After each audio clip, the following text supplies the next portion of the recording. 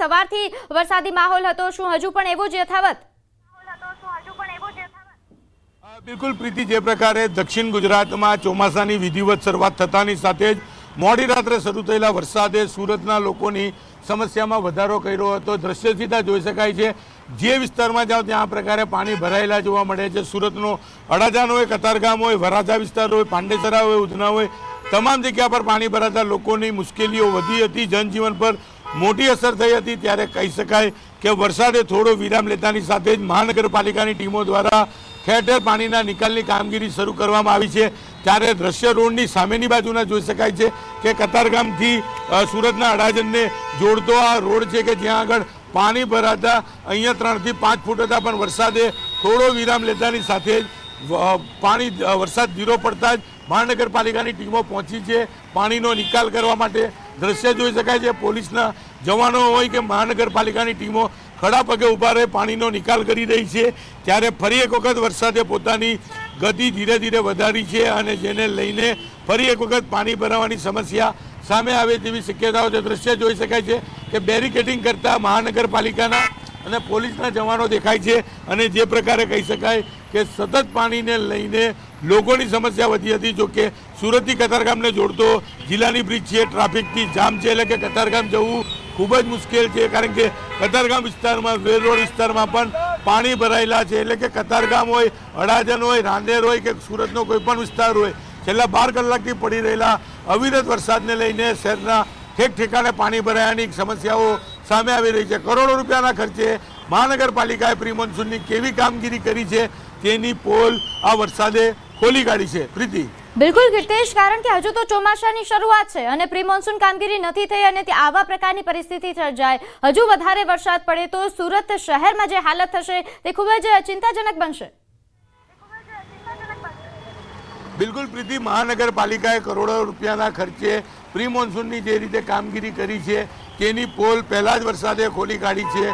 મહાનગરપાલિકાની ટીમો ઠેક ઠેકાણે પાણીનો નિકાલ કરતી જોવા મળી રહી છે।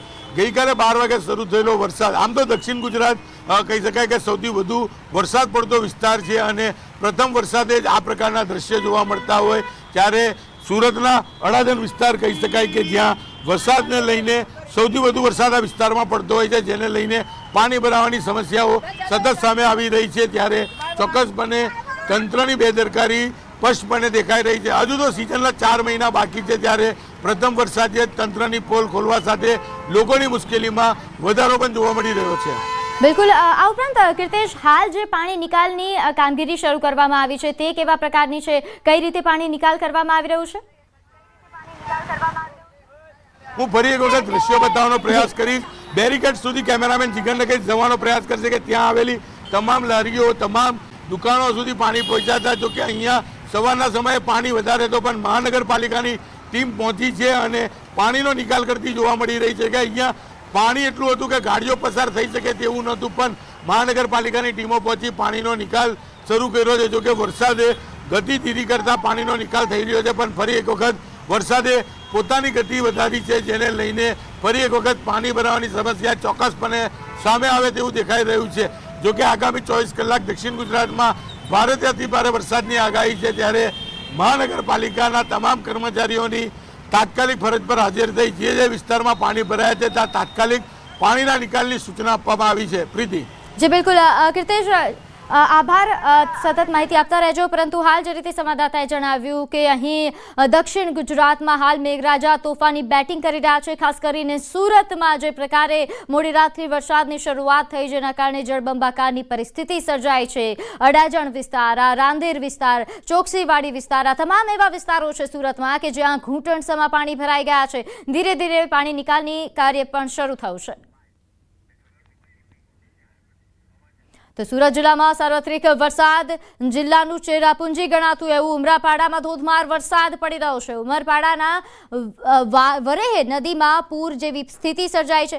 આ ઉપરાંત ઉમરપાડાના ચિતલાડાથી ગોંડલિયા ગામ તરફ જવાના બ્રિજ પર પણ પાણી ફરી વળ્યા છે। બ્રિજ પર પાણી ફરી વળતા માર્ગ બંધ કરવામાં આવ્યો છે। વાહન ચાલકો તેમજ સ્થાનિકોને ભારે હાલાકી।